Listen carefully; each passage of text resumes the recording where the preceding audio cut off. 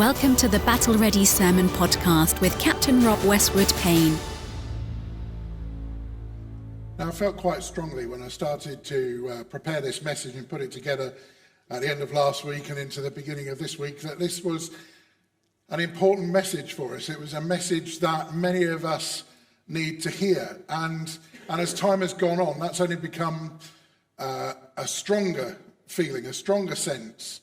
So I know that Mike talked a little bit about this last week. For those of you who don't know, I've been on retreat Wednesday to Friday of this week, and Psalm 23 came up a number of times. We were thinking about sanctuary and about finding silence and solitude in our ministry and our service. And so all the way through this week, you know, God has been kind of prompting me, this is something that we need to hear. Now, I do sometimes worry that if you were to put a number of my sermons end to end, and this would be a perfect cure for insomnia if you suffer from it, but if you were to put a number of my sermons end to end, I wonder if people would get the impression that I really don't like the world, and I think the world is a bad place, and Christians kind of need to find their place in this bad world. That nothing could be further from the truth. I think the world can be a good and beautiful place, is a good and beautiful place. And we need to remember that. But there are some problems with it. And I think that the world today can often feel very overwhelming because so much is happening. And, you know, you can look at this in a number of ways. The coronation next Saturday apparently the service is going to be an hour and a half long. Not 4 hours when the Queen was crowned, that's the word, isn't it? Crowned in I just made completely other word up. Crowned in 1953 when it was a 4-hour service. And it was cut down, apparently, I learned on the television last night, when Edward VI came to the throne, because he was a child, and they felt that the 7-hour service that they had in those days was probably a little bit long for a primary school child. And now it's an hour and a half. You know, life has got so much faster. If we just think about what happened, in some of the things that happened in the last century and into this century, just how much life has changed. Commercial aircraft flights only started in this country in the 1920s, just around 100 years ago. It was the late 50s and into the 60s before we got our first motorway. Now they're all over the place, apart from Norfolk. In the 1960s, we virtually eliminated epidemic proportions of illnesses like polio and pneumonia and measles and tuberculosis. It was the 1970s before white goods like washing machines and dryers and televisions became standard home appliances. Now we wouldn't be without them, and we've added stuff on top of that. And things like laptops and mobile phones and smartwatches were the stuff of science fiction up until 10, 15 years ago. And now we use them every day without really thinking about just how marvelous they are. And that's just some of the social change that's taken place. If you think about the stress and uncertainty that we've been under during that time, we've lived through 2 world wars. In the 50s, 60s, 70s, we lived with the threat of nuclear war. And people will remember being at school and practicing going down into bunkers and all of that kind of stuff. We lived with terrorism, you know, particularly Irish terrorism in the 70s and 80s. And now we've lived through another pandemic. You know, we had the Spanish flu in 1918, but we've lived through another pandemic as well. And so there's all this stress and uncertainty as well, and it can feel overwhelming. And so now I think more than ever, in an overwhelming, fast-changing, fast-paced, often chaotic world, we need a God who lets us rest. We need a God who renews our strength. We need a God who guides us along the right paths. Never more has it been true than for us to hear, "Be still and know that I am God. However chaotic it feels, however threatening it feels, however overwhelming it can feel, God is over it all. Be still and know that I am God. And so this Psalm 23, so beloved by so many people, reminds us that the Good Shepherd provides us with this abundant life in this overwhelming world that is around us. In verse 2, the psalmist says, he lets me rest in green meadows. He leads me beside peaceful streams. Who needs green meadows and peaceful streams today? Anyone?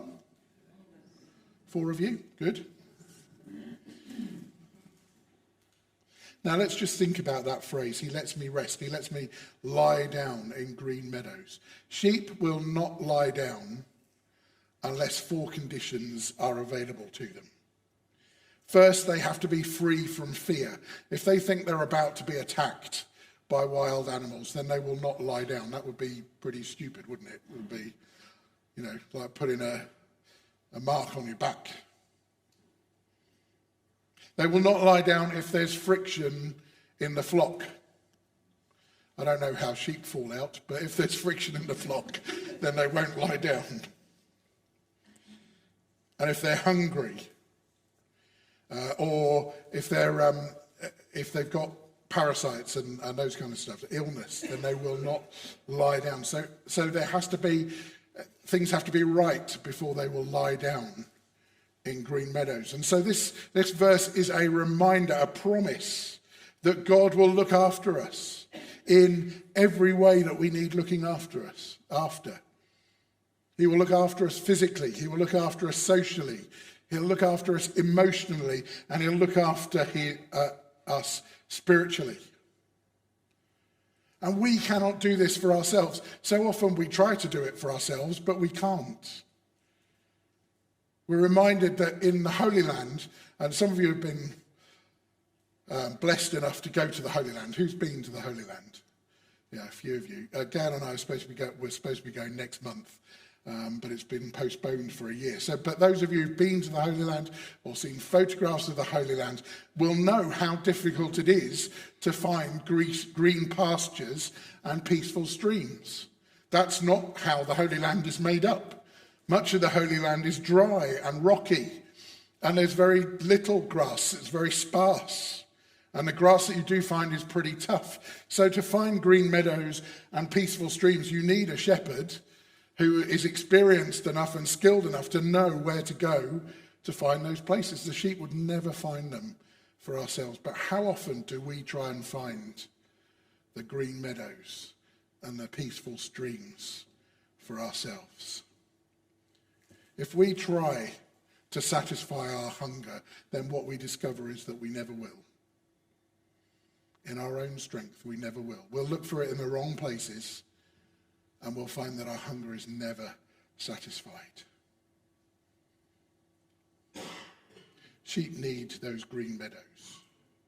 But they also need peaceful streams. They need wells and springs to drink from. If they were to try to drink from a fast-flowing river or a fast-flowing stream, then they run the danger of being swept away because, they can't cling on. And it's the same for us. What is it that we thirst after?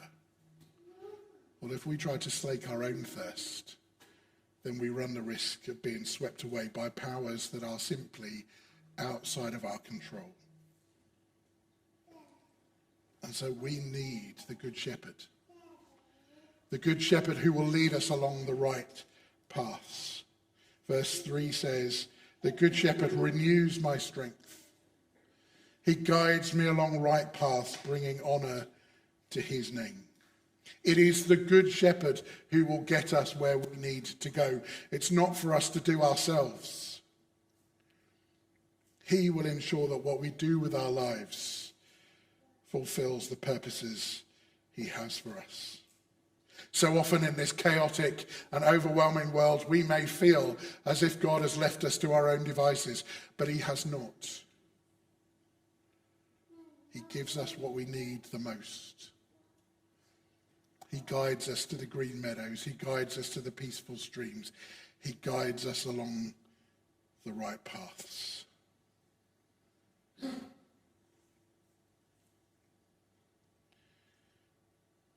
That provision is a gift. What God gives us is a gift. The Living Bible paraphrase of verse 1, which I love, is this: because the Lord is my shepherd, I have everything I need. Isn't that beautiful? Because the Lord is my shepherd, I have everything I need. You see, the difficulty sometimes with some of the other translations is the two things are not connected. So the traditional version that we all know is, the Lord is my shepherd, I shall not want. And we are left to make that connection. And it's also in the negative. The Lord is my shepherd, okay, I shall not want. First, you have to make that connection. Secondly, sometimes when we say, I shall not want, it's like, okay, I've got to make an effort here. Okay, I'm going to make an effort not to want stuff because the Lord is my shepherd. Whereas if you turn it into the positive, as the Living Bible does, suddenly it makes much more sense. Because the Lord is my shepherd, I have everything I need. I shall not want because the shepherd is going to give me everything that I need. And so, like the psalmist, we are simply invited again this morning, as Jesus followers, to put our trust in the Good Shepherd. To say, because the Lord is my shepherd,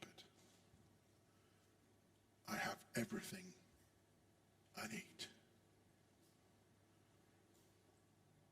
It reminds us to lean on the Good Shepherd, to rely on the Good Shepherd for all that we need, to have faith in God, our Good Shepherd.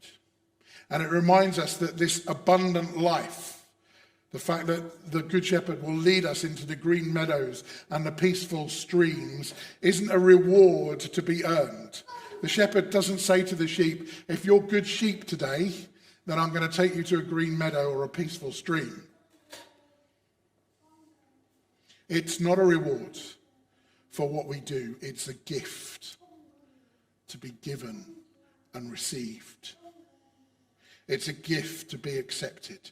We don't have to wear ourselves out trying to earn the abundant life.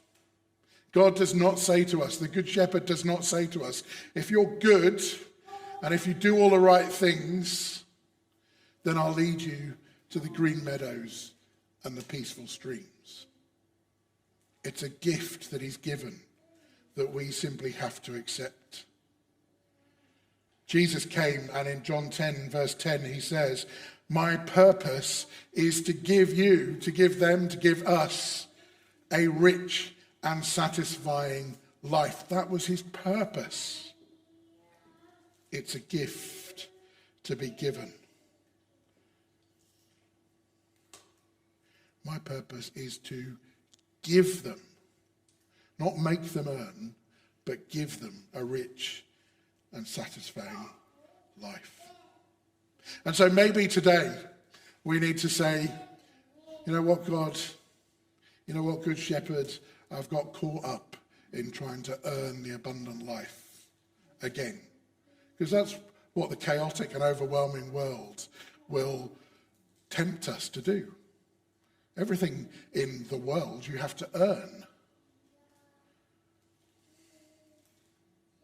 But maybe today is the day we need to say, I'm going to stop striving.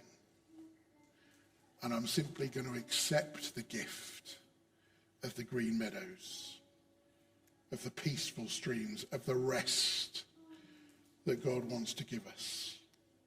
Maybe we simply need to accept the renewal of our strength through the Good Shepherd, the gift of guidance. You know, if we've got a decision to make, maybe what we need to accept this morning is the gift of guidance. Maybe if we're feeling fearful about something, then maybe what we need to accept is the gift of protection and security, the rod and the staff. Maybe this morning, if we're feeling down, if we're feeling depressed, we simply need to accept the gifts of goodness and unfailing love. It's all there. It's all there for us to simply accept as a gift. But it's not just a gift for us. It's not just a gift for us. We would be pretty selfish people if we were to keep it for ourselves, wouldn't we? And God can provide everyone's needs. I don't lose out because somebody gets their needs met too. It's an abundant life, and it's a gift to be shared. There are people out there. There are people you know. There are people in your circles of influence, wherever they are. Might be in your family. Might be amongst your neighbours. Might be in your friendship groups. Might be in an organisational group that you belong to. Might be in your workplace, in your school or college. Any number of places. There are people who need to hear this good news. They're filled with care. They're lost and wandering. And you know, the really sad thing is that many of those people don't even realise they're lost and wandering. How many times have we been lost, geographically I mean, before we admit we're lost? Talking to everybody here, although perhaps men in particular, we take a long time, don't we, to admit we're lost. But we can be lost for a long time before that. There are people in our lives with private cares. And it's amazing how when you start talking to them, actually more importantly, when you start listening to them, actively listening, as we were thinking a few weeks ago, how they will open up. And those cares are no longer private.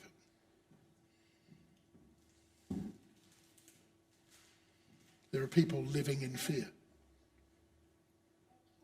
of all sorts of things.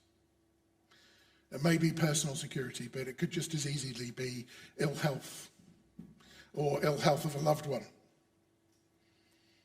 or fear of redundancy and unemployment, fear of not being able to afford the next meal. They need to hear about the Good Shepherd, the abundant life that's available for them. There are people that we know who go into their homes, close the door, and simply fall apart in tears. They need to know about the Good Shepherd and the abundant life that he offers. There are people grieving and in pain, and Jesus challenges us to extend what we have, the gifts that we've been given, the abundant life that we've been given, the green meadows that he leads us to, the peaceful streams that he leads us by, and to share them with those around us. It can be easily done. It can just be through being kind to someone, and we share the abundant life with them. It can be helping somebody with something that needs doing. It can be, as I've just suggested, actively listening to someone and their cares and their concerns. It could be giving hospitality. It could be welcoming them as they come through these doors, as many of you do.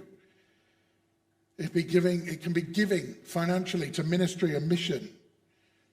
It can be cooking and distributing meals to those in need. It can be offering a welcoming word when they come into the hub during the week. So many ways in which we can extend Jesus' compassion and a Good Shepherd's abundant life to those around us. at the end of this psalm. It's all bundled up together in the last verse, verse 6. Surely your goodness and unfailing love will pursue me all the days of my life, and I will live in the house of the Lord forever. We want to enjoy those things, don't we? Yeah? Anybody? Or are you all not bothered? Yeah, you do. Good. But we want others to share it too. Others are just as entitled to God's goodness and unfailing love. Others are just as entitled to live in the house of the Lord forever. And it's up to us to share that goodness and that mercy with them.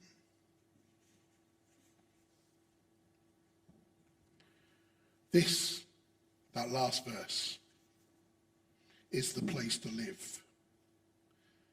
And this is the abundant life to share with others. Because people need the Lord as much as we need the Lord. We're going to invite the band back to the platform. And we're going to play that music. And as they come back, I'm going to share the lyrics with you so that you can remember some of them as you listen. And this will be all of our experience. Every day they pass me by.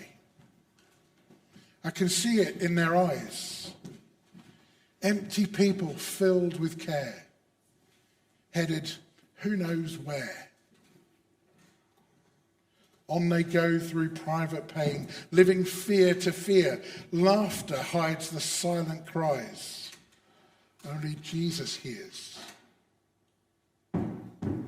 People need the Lord. At the end of broken dreams, he's the open door. People need the Lord. When will we realize people need the Lord? And we are called to take his light to a world where wrong seems right. What could be too great a cost for sharing life with one who's lost? Through his love, our hearts can feel all the grief they bear. And here's the killer line. They must hear the words of life. Only we can share.